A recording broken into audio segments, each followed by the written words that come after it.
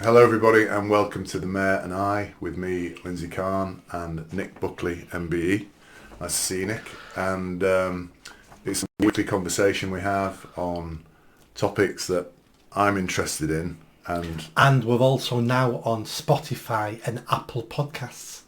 And we're also on Spotify and Apple Podcasts. And if you enjoy these videos, please give us a thumbs up and subscribe. Yeah. Nick, is that correct?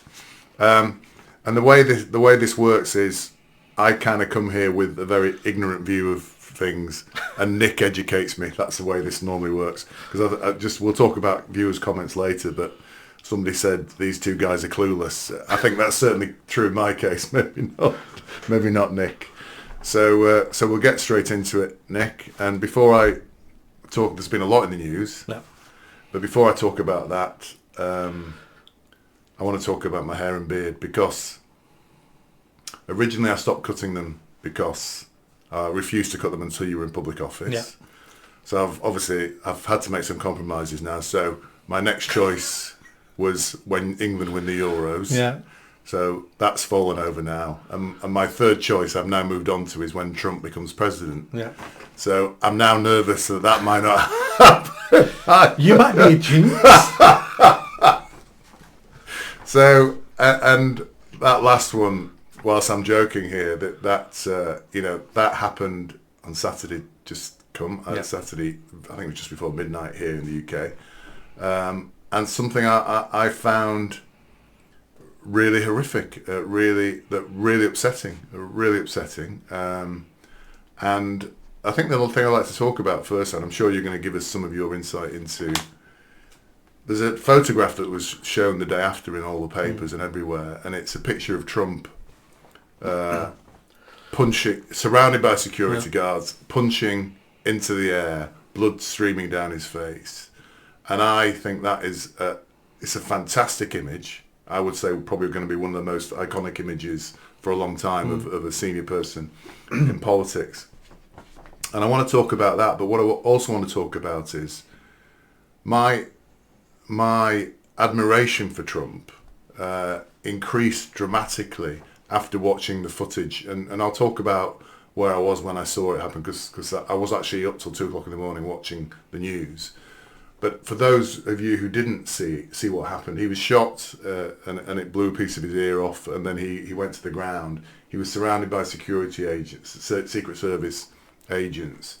Then as they dragged him off the stage, he actually almost pushed them aside. Almost pushed them. He literally pushed them aside in order to raise his fist in defiance, and he shouted out 3 words: "Fight, fight, fight." And I thought the bravery of him in that moment, because of course, for all he knew, there could be other shooters around. The bravery of him in that moment, but also the fact that he had the presence of mind, and he's not a young man either. He's 78 years old. To have the presence of mind to do that, I thought was absolutely remarkable. So my impression of all that, Nick, and we haven't talked about it, so I don't know what you're thinking, is I thought it was a phenomenal moment and a phenomenal thing and a phenomenal behaviour from him as a man at that point. That photo is already historic. For as long as time exists, when you Google his name from now on, that picture will be associated with his name. That picture is going to be in the history books. It's going to be part of the history of America. That now is iconic. It's a fantastic photo. After he was shot, did he mean any of that, of what he did? I don't think he did. I don't think he had time to analyse anything, to think about, I need to do a PR stunt here now. What you saw after he'd been shot in the head, his ear, but still shot in the head, was the real him. Because when you suffer mass trauma like that and you've had that happen to you, there's none of this, right? What should I do to do? It's all natural gut instinct, and that just shows that he's a fighter, because he wasn't allowing that to make him look like a coward. So he was angry, he was defiant, he put his fist in the air, and that is just who the man is.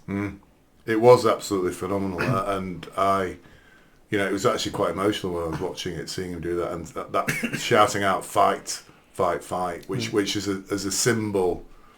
You know, for me, you know, on a daily basis, you know, if I've got pressures or whatever, obviously you feel the pressure and you sometimes don't want to progress with things, but things like that for me are very motivational. I know it sounds a cliche to say that, but I think things like that can be incredibly motivational, and it was for me. None of us can imagine what it's like to be shot. And then to act like that, to have the courage to stand back up, to have the courage not to run off stage with your Secret Service agents with your head ducked down. It was pure defiance. Yeah, and I that's part of what I thought when I saw that. I thought, how many other world leaders would actually in that situation have the presence of mind or have the guts and the courage to do that? I mean, I would imagine, and I'm not disrespecting, if that's the word, Biden here, but I imagine if that had happened to Biden, he would have just been shuffled off stage. You wouldn't have seen his face. And now, you know, possibly Keir Starmer, all those people as well.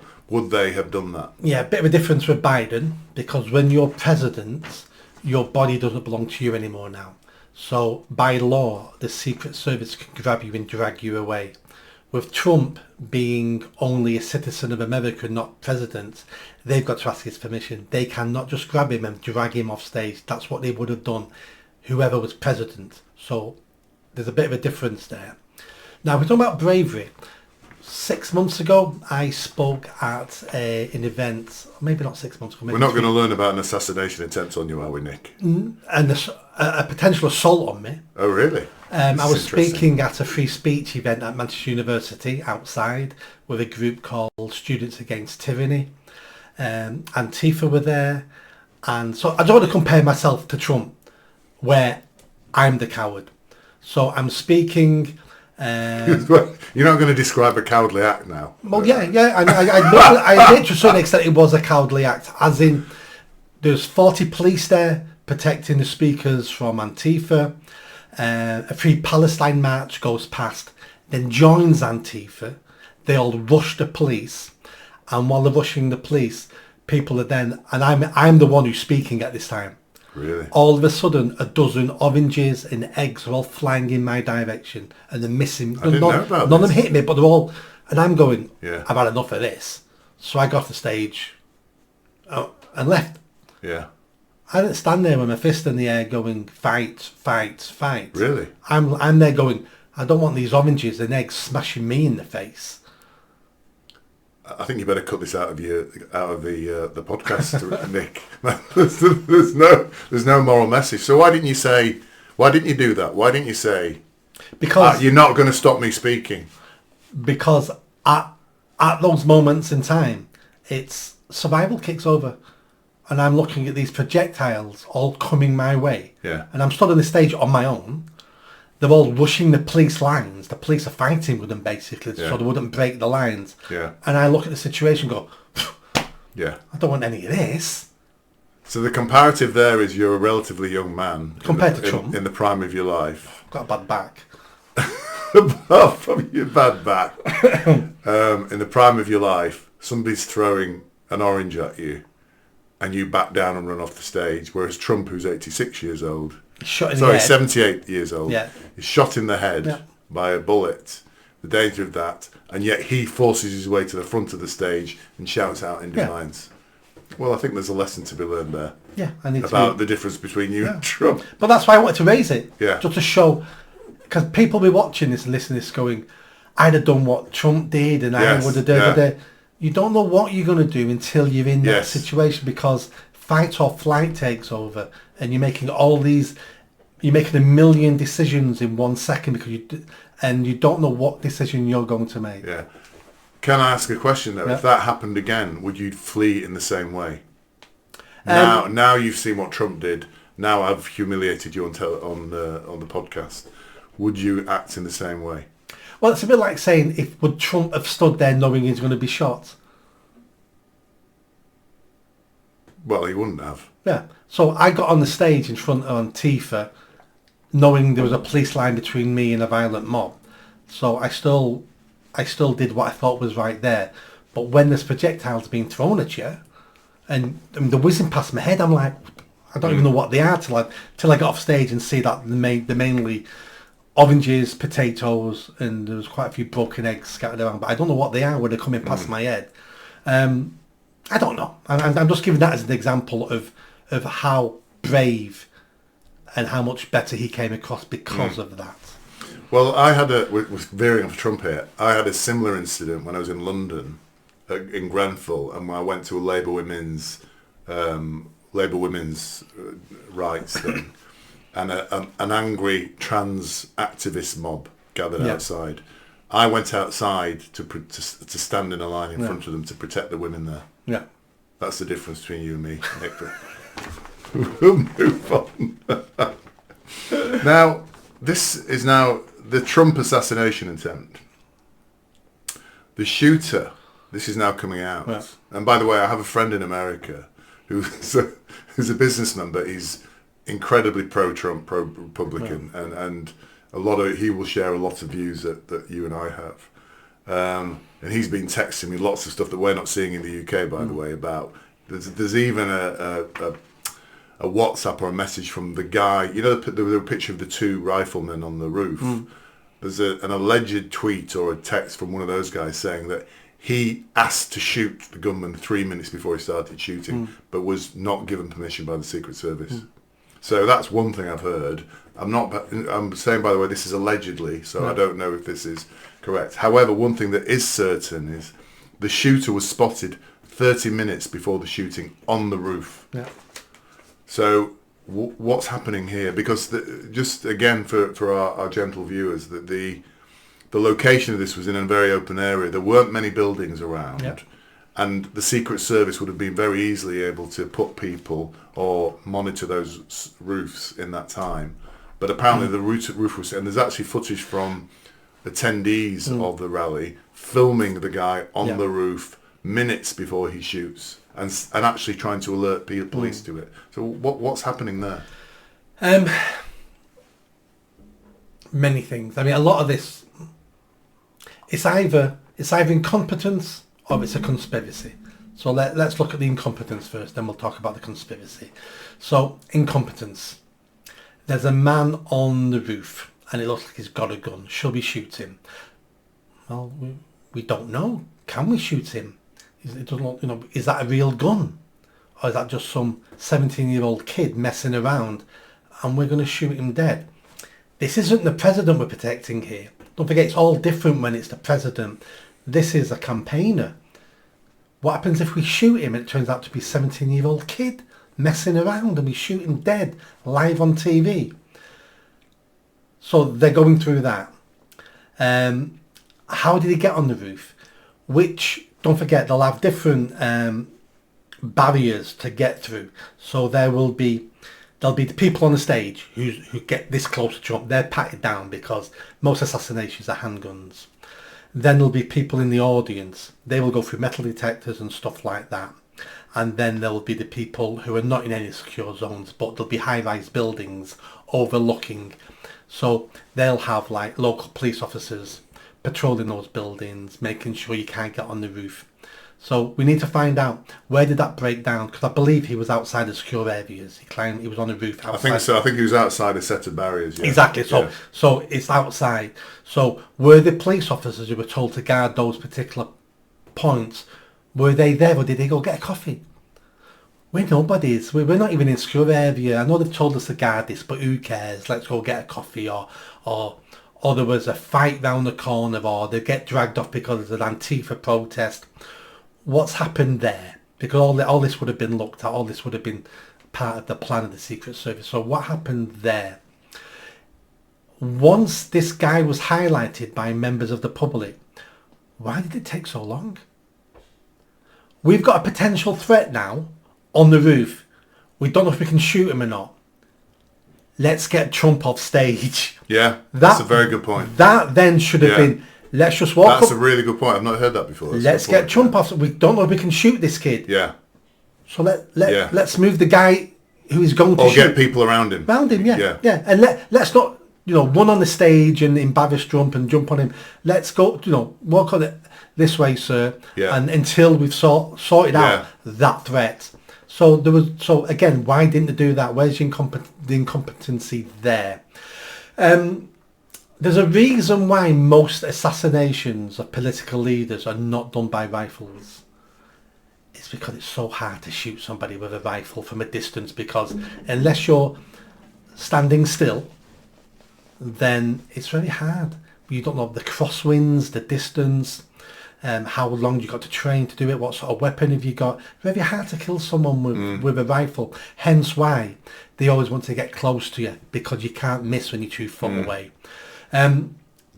So who is this kid to be the only, from what I've seen, the only reason it didn't hit Trump in the head because he went like that talking. He moves his head quickly, It went like that. That's how hard it is to shoot someone. And he was going for a headshot. Yeah. Who is this kid? Where's his experience of shooting rifles? That's what I would want to look at. Because to do that, he'll have a record of being a really good rifle shooter or hunter. Is that true? I don't know. It wasn't that long a distance. It was about 170 yards, which isn't long for. I mean, I've got air rifles and I've got scopes on them that I use when I'm in Wales, and 170 yards is not a big distance with a good scope. However, However, if you're pumping with adrenaline, you're under pressure, feeling stress, it is a hard shot. And you've got a moving target. Yeah, it's a hard shot. Yeah. If you're under calm conditions, that's not a long distance to shoot a rifle. If you think about it, 170 yards isn't long at all. With a telescopic scope, certainly. Yeah. I think if you're under pressure, under stress, worried, people are shouting or whatever, then it might be a difficult shot. Yeah. So having a telescopic sight is fine, but that has to be calibrated to the rifle. Correct. You just don't, as you know, you don't just stick a scope on a rifle. It's got to be one that you've got to have lined it. Lined it all up. Previously, so all this takes experience, takes time. You've got to know what you're doing. So I want to see where the incompetence was and where the failings were on this. That's if it was incompetent. Yeah. Now let's look at conspiracy. I mean, the conspiracy theories have gone mental straight away. Yeah. I'd like to preface your conspiracy theories with 2 words: deep state. Yeah. So when we talk about conspiracy, I'm interested to know if you think what is called deep state is involved, basically. Because deep state conspiracy means the state, the government, involved in a conspiracy to kill Trump. Yeah. So, it doesn't mean the government per se, as in who's in charge of the government, the political leaders. What it means is the people who hold the levers of power behind the scenes. People we don't know their names. Who may be there before that, so to speak. Yeah. So, humans have a history of assassinating their leaders. Look what happened to Julius Caesar. Yeah. So, it's happened before, it'll happen again, where we kill our own leaders. So there could be a conspiracy here. It's obvious that there's many vested interests in America and around the world who don't want Trump to win. Not because they disagree with his policies, because they're fearful of him, because they know what he's going to do.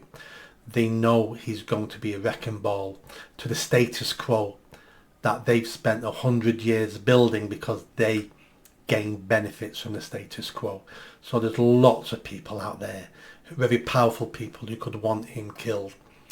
If this is a conspiracy, and don't forget the definition of conspiracy is 2 or more people involved. That's the definition of conspiracy. Yeah. So was this kid a patsy? Was this kid... What's his name, by the way? Do you remember? I can't remember now. Was this kid put on that roof to be a distraction because someone else was taking the shot? Was this kid put on the roof and someone knew he was on the roof? I don't believe it's a conspiracy where the Secret Service is involved and these people are involved and because you can't keep secrets like that. The more people who know what went on, the more they tell their girlfriends, their boyfriends, their psychiatrists. They have a breakdown, they put it on Twitter. If this is a conspiracy, no more than a handful of people, no more than 5 people know what went on. And a lot of the people who may be involved don't even know who else is involved. So it is possible that deep state is involved in this, because they don't want him to be president, I actually said to you several times now on different podcasts that his court case was about getting him in jail, and if they got him in jail, he was never coming out. And now that's not. Now they can't get him in jail. Is that like? Is this Plan B? Well, I think that's what we talked about. I was going to mention this in previous podcasts. We talked about this, and I mentioned, I think, that Tucker Carlson, after the court case had fallen over, said, now all they can do is assassinate him. And then that started being echoed around. And I came here and I said, is this as now being foreshadowed? Because this has happened, you and I have talked about this before, where you will hear something very unusual, somebody say it, and it's foreshadowing the actual reality happening later on. And suddenly everybody started talking about assassination after the court case. And you and I then talked about it, and I think I said to you, is this what's next?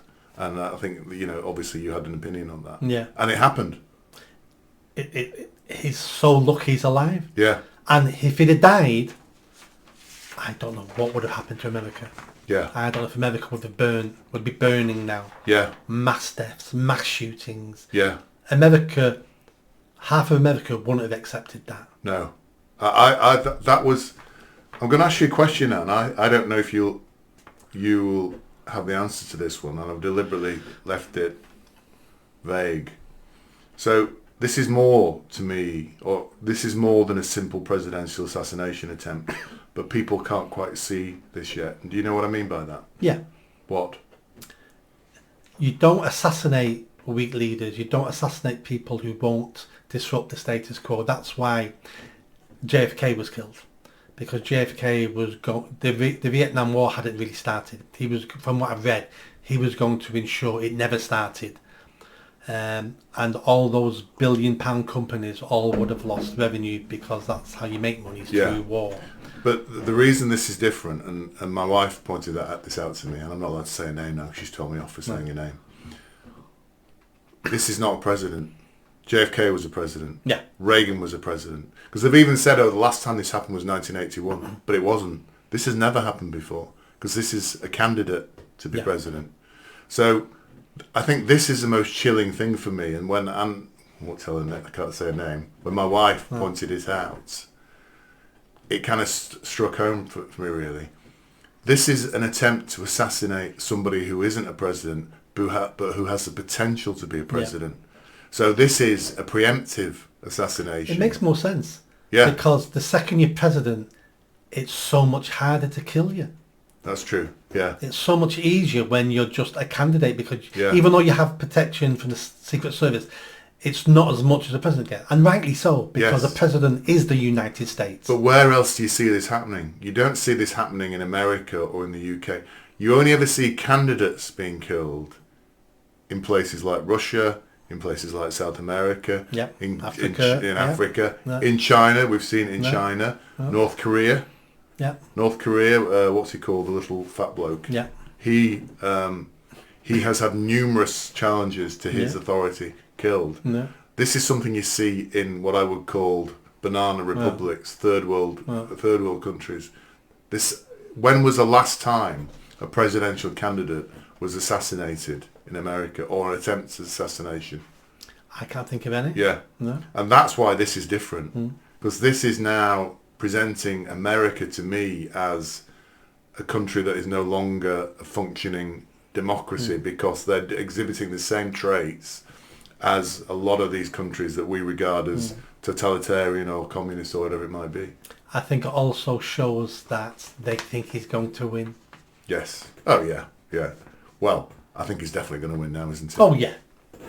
Just going back to the deep state thing, one thing that came out that's quite interesting, this kid, and I can't remember his name, he has no social media presence, and get this, the Secret Service or the FBI can't access his phone because they can't break the code.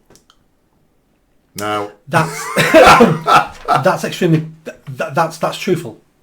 The American government took Apple to court because they had someone's phone, a terrorist or whoever, had their phone, can't break into it because the technology is so good on these mobile phones, took it to Apple, and Apple refused, went to court, and Apple won the right. It's confidential. And you think Apple in this situation wouldn't help? I'm assuming it's Apple Well, phone, by the way. Yeah, I think Apple, I can't remember if Apple said it can't be done, even we can't break it, or we're not going to attempt it because, and they won the court case as in, no, we don't have to.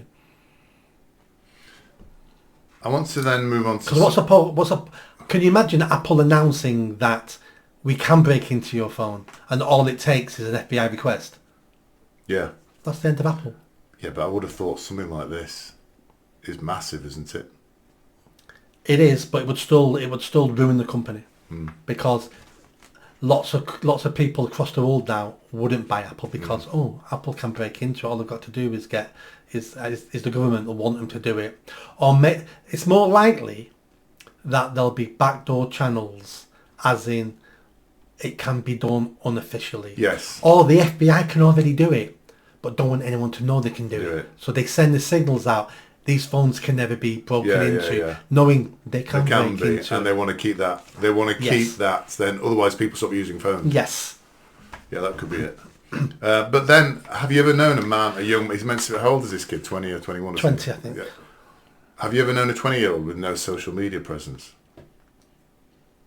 I'm not aware of any in this country. But again, this is where the conspiracy theories kick in, which is understandable, of him being a loner, of him being antisocial, having no friends, and being driven to commit this horrendous crime by himself. Look, he's not even on social media. He's a loner. But I don't know any kid who's not on social media, not been on social media, not even on YouTube, not even looking at... Even if he's just watching YouTube videos, even if he hasn't got a YouTube account, you can find out whether he's been watching it or not, can't you? And I think that could be, again, we talk about deep state.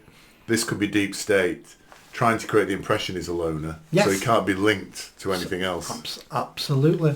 So it's very suspicious. And I want to talk about the Secret Service. And if he's not on social media, where's all this hatred from Trump come from? That's a really good point. He can't even watch his video. If he's not watching videos of Trump, how does he know? Yeah, he might watch CNN, he might watch normal TV, but young people don't watch normal TV. No. It's all on the phones. So if he hates Trump that much, he's willing to assassinate him and be killed in the process. Yeah. Where's he getting his information Where's from? he got all this? Yeah. Yeah. And this because they're often, these killers, they're often part of a group, a radical group, whether it's left-wing or right-wing, it doesn't matter, but we hate the phrase right-wing.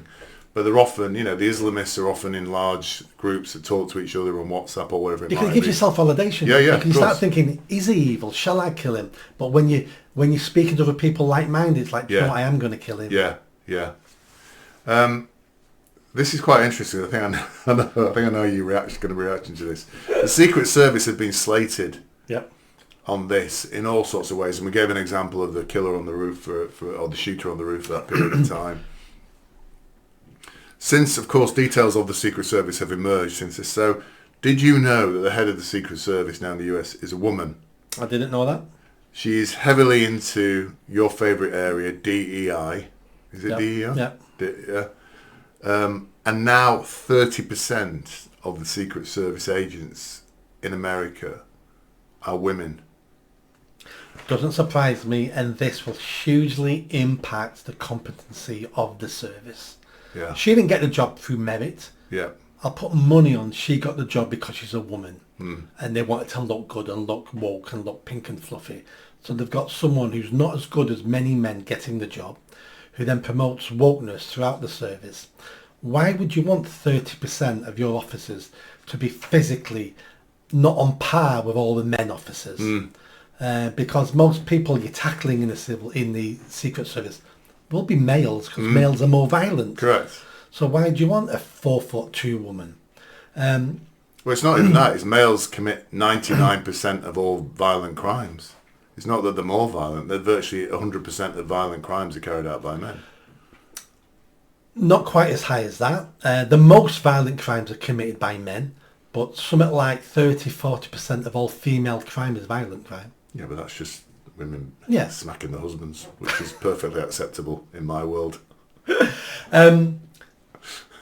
But then, I mean, I keep saying civil service. I keep meaning For some reason, secret service. for some reason, recently on YouTube, I don't know if it's my connection with you, Nick, but people,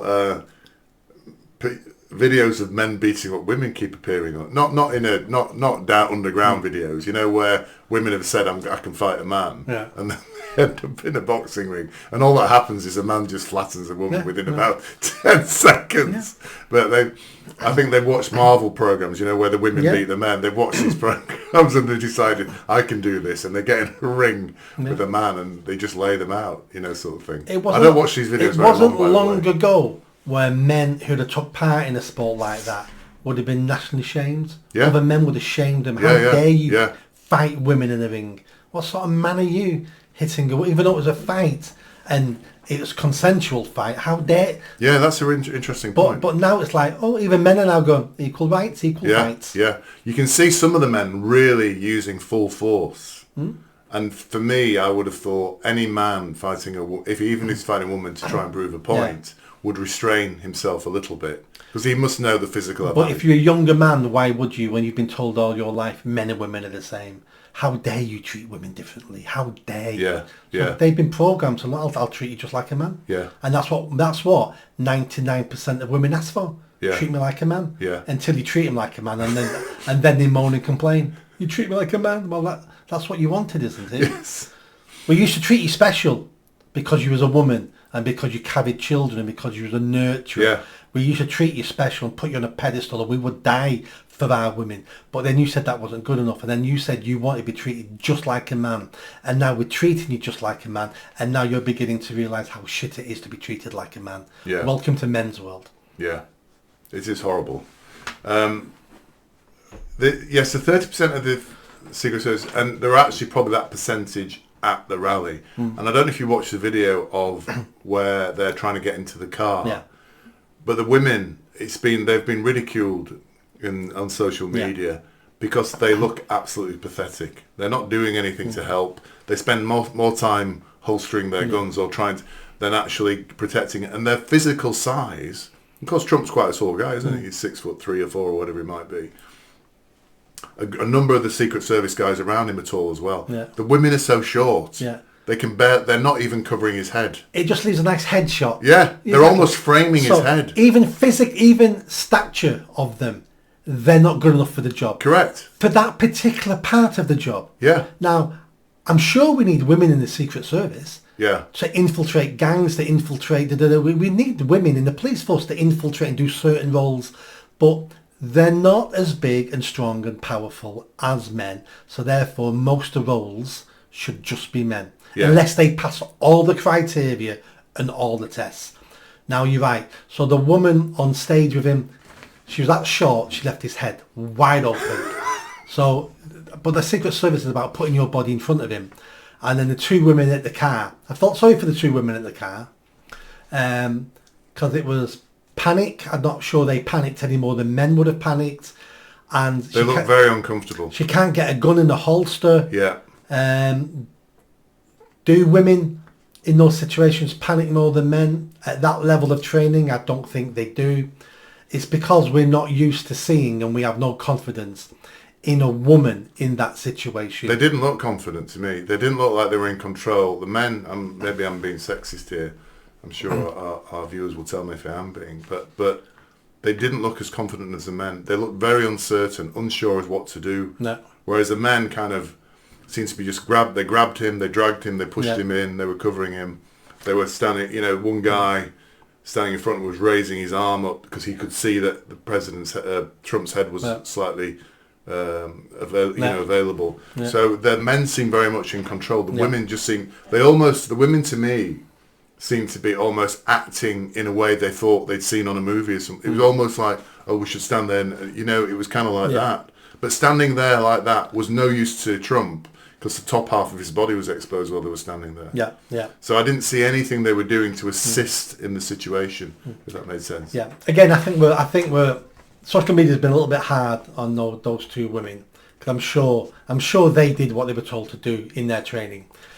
You get them in a car, several officers stay behind to make sure no one's rushing at the car with a suicide vest, with a knife, because we know it's going down. They just didn't look that professional.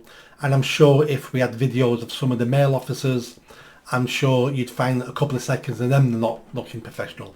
I think the issue is, because those women would have done a lot of training for that. That's what I thought. Still not being as good as the men Yeah. physically, but they would have done a lot of training for that. And they just shouldn't have been there. Yeah. It's this equity again. Yeah. So if we're going to protect someone's life, we need so many women. Yeah. And it's like, no, we don't. We just want the best for the job there. I think what's interesting, and the next thing I want to talk about is Trump and the RNC, which is a Republican National Convention, which started today.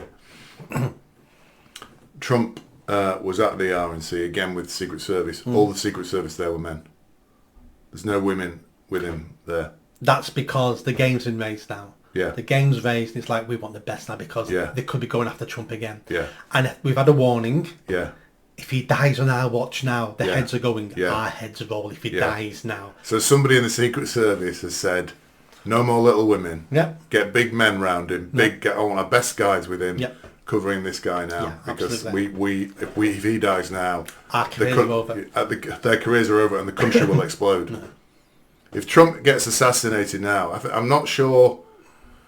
It may have been rioting if he'd been killed, but I think if it happens now, then, either way, I think it huge. will just be. If he'd have died on Saturday, huge violence. If he think dies now, even just as much. Just chaos. So he emerged at the RNC. So the Republican National Convention is where he will be officially designated as the Republican candidate. And again, admiration for Trump. He came out, he had a bandage on his, I don't know if you've seen the videos, he came out with a bandage on his ear. And what was interesting was there was a massive round of applause as he initially emerged, and then everybody went quiet. And they didn't go quiet because they didn't think I think they were kind of, I think they were overcome in the moment when he came out. And the expression on his face, he was subdued, as you would be. You know, I mean, you had your incident with Antifa where you ran off the stage at high speed. But he was obviously emerging into the public eye again, into an arena where potentially he could be shot again. Killed. Yeah. And he looked defiant. He looked... But I think when the applause was happening, I think there was some tears in his eyes. He looked emotional. It shot to his son. I can't remember what is he called Donald Trump Jr.? I think it was... His son had tears in his eyes as well. But he just looked very presidential, very, very, he looked, and I thought, flipping out, this guy, he's going to be the president, isn't he, basically, because he just looked, I just thought it was a very, very emotional moment when he came out, basically. Look at his face.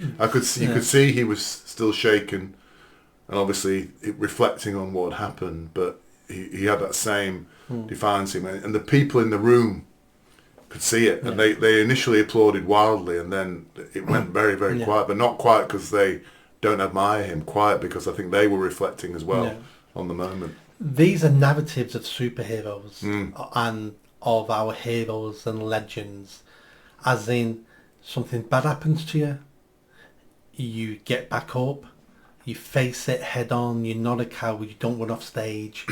And so inadvertently he's taken on the mantle of hero now and legend, that you can shoot me and I still get back up, and I don't stop what I'm doing, and I don't go hiding, and I don't cancel all my engagements. I'm here now, stood in front of you again with a bandage on my head, and they can take another shot at me, but they can't kill me. I think you're right, inadvertently. I think now his legend is going to be greater than him. I mean, it's already pretty impressive, his legend, but I think it's almost going to overtake him now.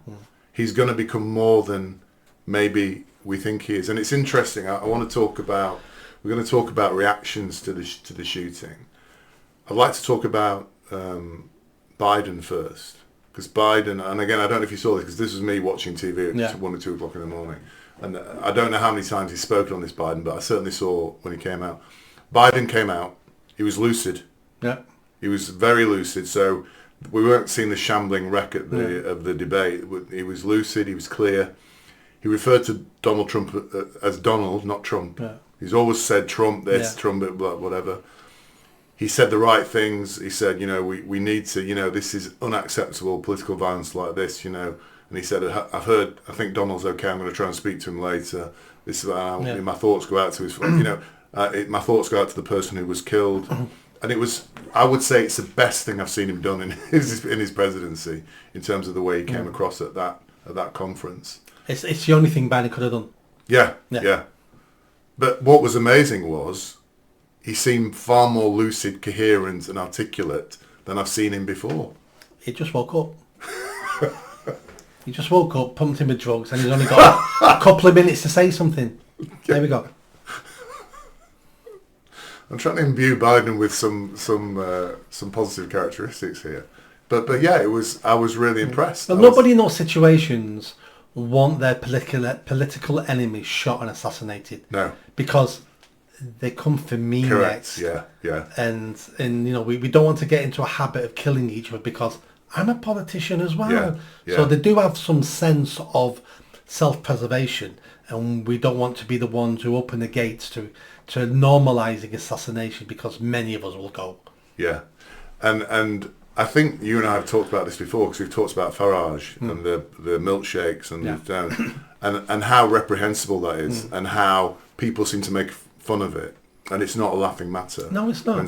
When a politician is attacked. And you've said many times, and I agree with you, politicians should be protected at all times and should be beyond any kind of physical attack. And it's never a joke when our democratic leaders are in fear, whether it's a milkshake or whatever, of physical attack of some sort.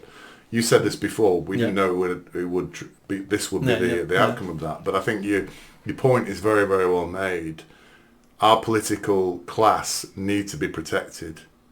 Otherwise our democracy becomes under threat if democracy exists. And we've seen what happens when we don't. Why do you think we keep getting lower and lower quality MPs?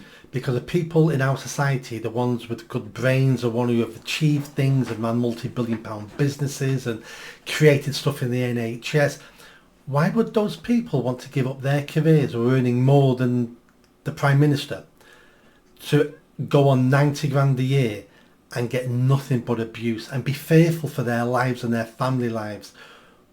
Why would they want to do that? So because we allow that to happen, the country is poorer because of it. We're now eliminating the best people in the country from becoming our leaders and politicians. So we're having to accept second-tier politicians. That's part of the problem.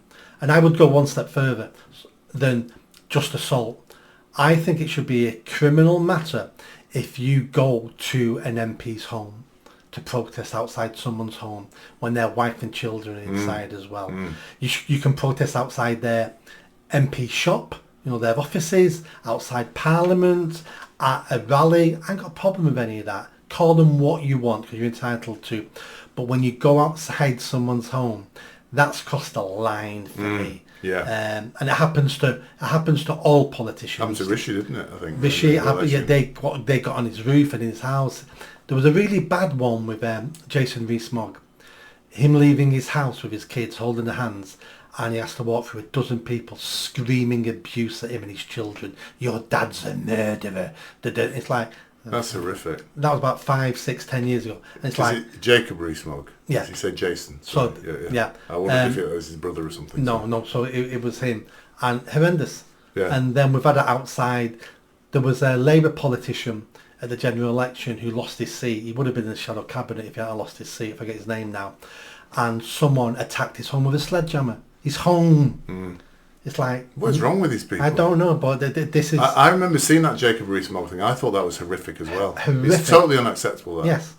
Totally unacceptable. There's ways to protest your views. Not outside his home and not when he's not in front of his children and stuff. It's horrendous. Well, it shouldn't happen to him in isolation, but with his children it's even worse. Yeah. So I think that is scandalous. Yeah, and it happens on both sides. Yeah. All politicians, and we need. I think we need. I'm always against more legislation. Yeah. But we need to clamp down and protect our politicians. Otherwise, we're going to end up with the C tier of people becoming politicians and leaders. Saying that, I think Angela Rayner should be an exception. No, she shouldn't. Not in terms of an assassination, by the way. I mean, just in terms of being able to stand outside a house and shout at her. But which house? That's true. Yes, Yeah. she's got so many. You'd have to deploy hundreds of people to cover all that. You could find a house by looking at HMRC. Oh no, you couldn't, because she doesn't pay tax on it. I want to carry on talking about the reaction, because there've actually been some very interesting reactions, and I'm going to talk firstly about good reactions. So quite a few Democrats have come out in favour of Trump since this, and some well-known Democrats have actually now said they're going to be voting Trump and things like that. These tend to be celebrities rather than politicians, but I would imagine some Democratic politicians may be changing their opinion as a result of this horrific attack. One of the most influential people who've done this is Elon Musk, who I admire, have always admired as well. I don't know what your opinion is on Elon, actually. Anyone who could spend £50 billion to buy a social media network that makes no money just because he values free speech deserves everyone's respect. And in fact, Elon Musk is responsible for you getting back on Twitter, isn't he? I was banned, banned. You wrote personally to Elon. 4 times and he ignored every single one. Yes. And then someone online said, Nick, you'd have to write to him. You just put a request in to have your case reviewed, and he's approving 99% of them. So I put. So he actually would have seen your. No, not him personally. His team. He might have. No. Well, he didn't read my letter.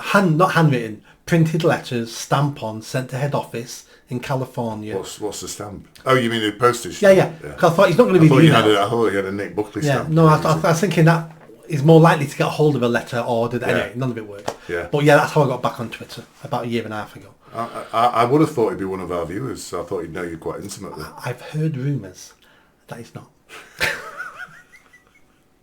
So Elon Musk has directly following the assassination attempt, he within an hour or so said, "I'm fully endorsing Trump," and and I believe now he's giving something like $50 million a month now to the campaign or something ridiculous like that. And don't forget, Elon Musk will have personal protection at the level of Secret Service. Yeah, he'll pay for it, but because not only can he afford it, he's at risk of being assassinated. Many people hate him. Yeah. And want him dead. So he's one of the few really wealthy champions of free speech we've got out there now, isn't he? And I people always say he has another agenda. I don't think he has. I think he's just a guy who just thinks that way. I think he thinks that way, but I think he bought Twitter to take revenge upon the woke, because I reckon he blames the woke for convincing his little boy that he's a little girl. Oh, he's got a tranny child, hasn't he? Yeah, who doesn't speak to him him anymore. Are you allowed to say tranny, by the way? Yeah. On this channel, yeah. So I think he did all that. I think that's what got him involved in that, is he's seen his child destroyed by it, and his child won't speak to him. And I think he had the money, went, right, I'm going to teach you guys a lesson. I'm going to buy Twitter. Yeah. And let's fight this out. And he has. Yeah. He has made a big difference, hasn't he? You don't mess with people's children. Yeah. And expect to get away with it. Yeah. And somebody that powerful can make a difference. Can make a huge difference. Why else would he buy Twitter for 50-60 billion pound that makes no money? Yeah. Yeah. I will never make any money. Yeah. It's not like this is an investment. Yeah. It's not an investment. No. He's one of, but how many people have the ability to do that? Yeah. He did. So those are the positive reactions. We've seen a lot of very positive reactions from Democratic politicians. There have been negative reactions, and I'd like to speak of two examples first. Firstly, a reaction that occurred whilst this happened, and I've got to be very careful what I say now, but I was out with people, and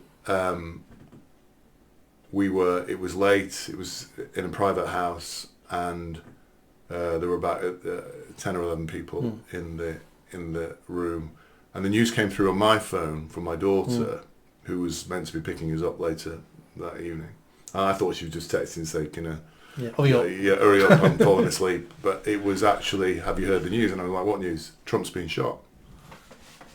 So I said, I couldn't help it. I said, bloody hell, Trump's been shot.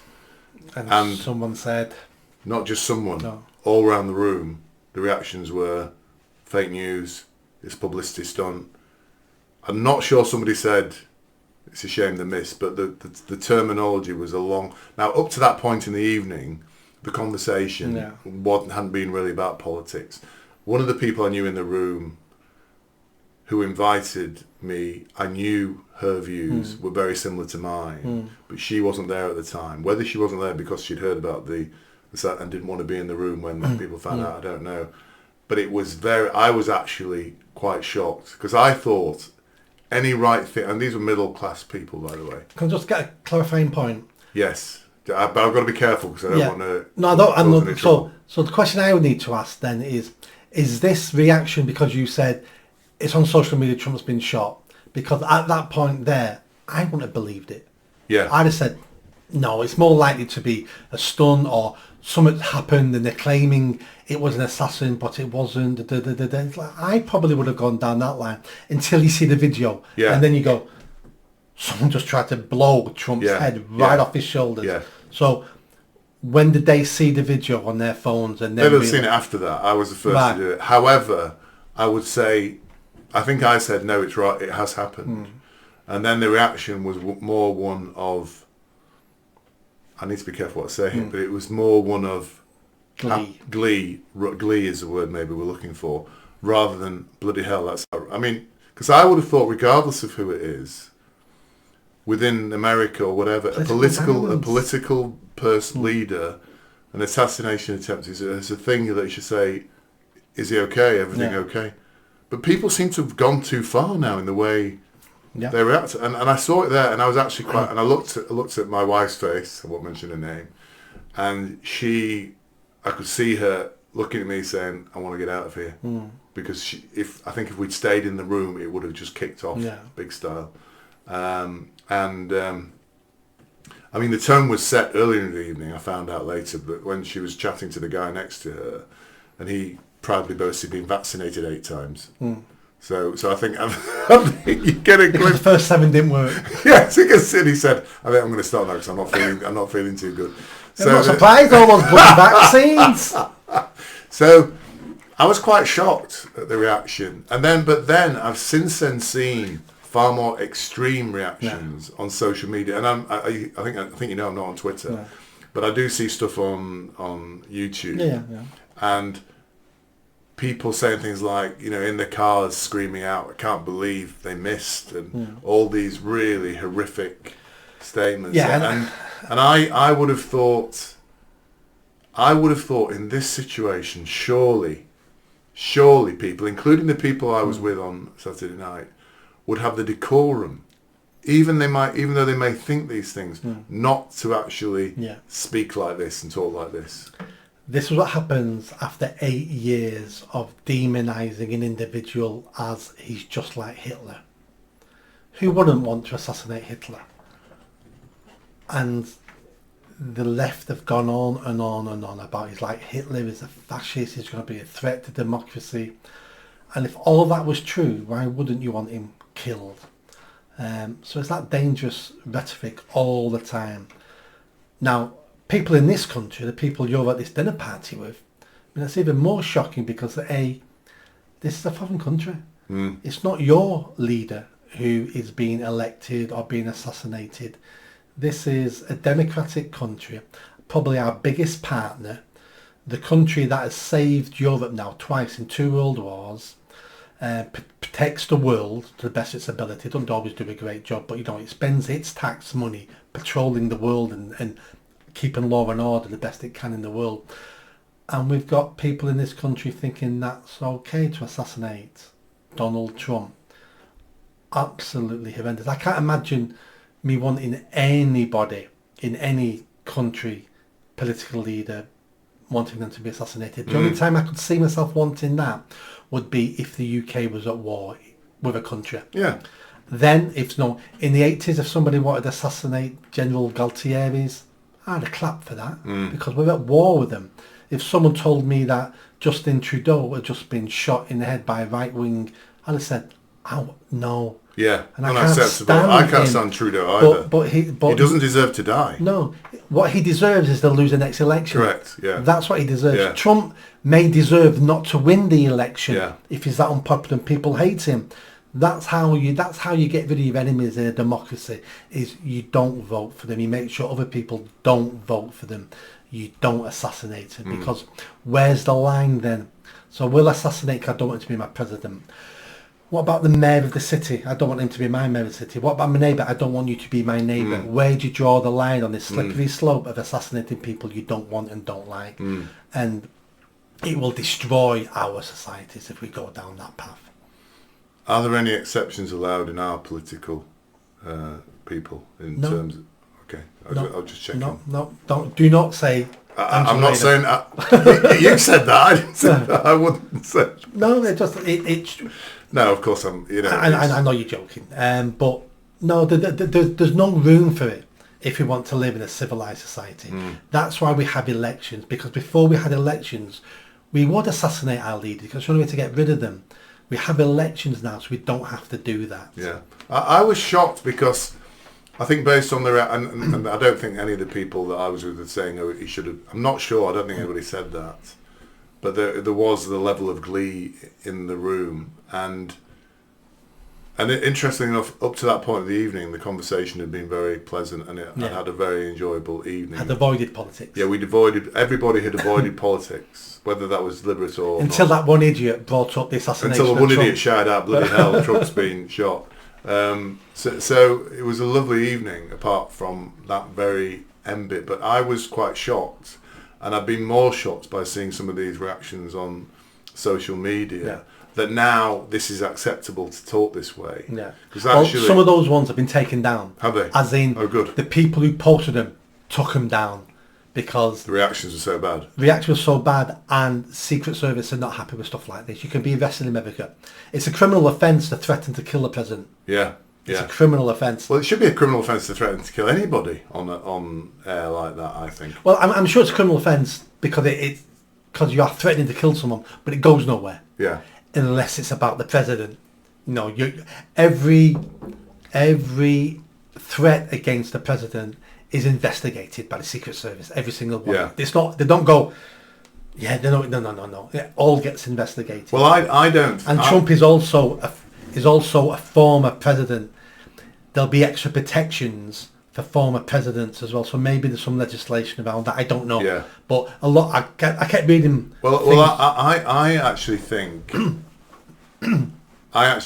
And there was an article today about this. I think nobody should be allowed to threaten violence on social media or on a public platform, because when J.K. Rowling came out about the trans thing, there were threats to kill her basically, and I didn't understand why those people weren't tracked down and arrested. Yeah. In this country, it has to be a credible threat. So just saying it isn't enough for a criminal prosecution, because it's not enough for that. The police won't investigate. It has to be credible. And then we also have to make sure that it wasn't a joke. So the Times reporter got into trouble. Avon Brokovich or something he's called.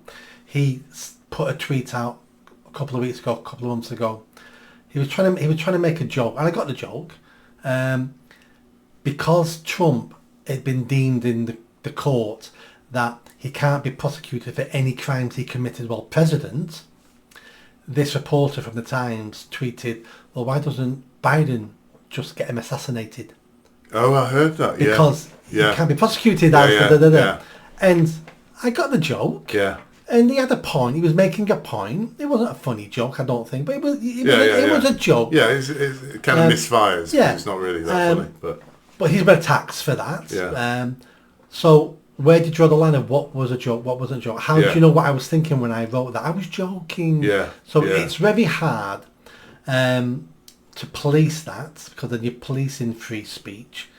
Is it words or is it actions? Where's the line? I don't know. Some of these things are very difficult. Yeah. At the Republican National Convention, Trump announced his new vice president. Yes, he has. Who is a guy called J.D. Vance, who I have heard before. I'd never heard of him. He's a firebrand politician. I'd seen in some of the, who's going to be. I'd seen his name mentioned. I didn't know him that well. Yeah. But I have since then watched some of it, and he is a great speaker, very, very charismatic, a guy who came from a very, very poor background and fought his way out of that, basically. And I think a few people have said Trump's actually got a vice president who could be as good a president as he is, basically. So it's not like Mike Pence, who was this very kind of grey, non-dynamic character. Vance is a firebrand. There's no doubt about it. I would imagine Trump is also looking for predecessors. Is it predecessor? Successors. A successor. Yeah. Because he knows he's 78. He knows he's only got 4 years. Yeah. He can't ever run again. Yeah. And he's probably and he doesn't want his movement to die with him. Yes, yeah. So he's probably looking at bringing people like him through. Yeah. And surprisingly, it's not Ron DeSantis, the governor of Florida. Yeah, I knew it wouldn't be him. I thought it might be Nikki Haley. I thought it might be one of those. Or Vivek I can't pronounce his name. Vivek Ramaswamy or whatever he's called. Yeah, I didn't think it'd be him. Because you're a racist. No, because I would imagine he might not even want to be vice president. I think he wants to be president. And I would same with Ron DeSantis. They don't want that vice presidency because they'll be tainted with Trump for the future. Yeah. So I think they're waiting for Trump to go, and then they're the new breed of Republicans then. Yeah. But I never heard of this guy. But also Ron DeSantis is a little bit boring as well. He's a great. His sentiments and his policies are fantastic. Yeah, I mean, look what he's done to Florida. Yeah, he's just a little bit dreary apparently. And these people, the reason why a lot of these people have sort of dropped out and didn't cause that much of a fuss is because they don't want to be damaged by Trump. As in, if Trump comes after me now, he could damage my career forever. So a lot of these people stood and threw the hat in the ring so everyone knows they're interested, and then they all quickly drop out because they're waiting for not this election, the next one. Right. I just want to end this section on something J.D. Vance said in his speech, and I think I sent it to you, and hopefully you saw it.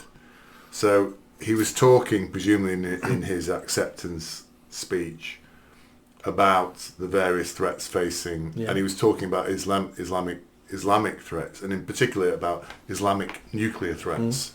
And what he said actually made me laugh out loud. I was on my own at the time. So what he said is, he said, where does our biggest Islamic nuclear threat come from at the moment? And he said, well, I would have maybe said, a month ago I'd have said Pakistan or Iran. He said, but realistically now, it could be the UK based on the Labour government getting into power. And I thought that was just hilarious. Yeah. And whilst it was hilarious, it was also incredibly true as well. There was what I mean is, there was a real statement in there, wasn't there, about how they perceive this country, what is happening in this country, and one of the threats to this country as well. I think it says so much more than that. Oh, really? Yeah. He is obviously not a stupid man. His acceptance speech would have been vetted. Trump knows what he's going to say. This was an insult to the Labour Party in the UK and to Labour politicians. This was, you've insulted Trump for years. We're going to insult you now. And when we're in power, we don't care about you. We don't care about the Labour government. We're not going to treat you the way we were treating the UK when Tories were there. We don't like you. From what I've read, Trump holds grudges. Trump doesn't like to be insulted. And people like David Lammy have heavily insulted Trump. Yeah. All the Labour politicians were on the march when they had the Trump baby flying in the sky. I think he said, no, you can shoot me, but I'm not having these insults. And I think that was a direct insult to the British Labour government to say, I'm not having any of this. Wow. So you think there's a lot behind that comment?